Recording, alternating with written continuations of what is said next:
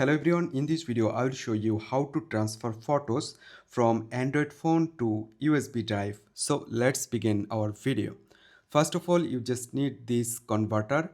Here you can see this is USB to USB-C converter.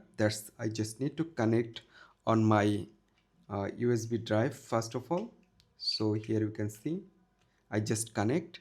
After connect, I need to connect on my phone, and here you can see I already connected. Right now open file manager, and right now here you can see USB device connected, and here is also showing USB device.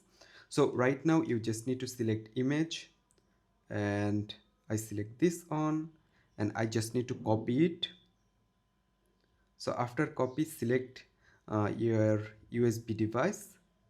Right now select this, and right now this file already transfer. If I just show you, here you can see USB device selected, and here you can see I completely transfer my photo from Android phone to my USB drive.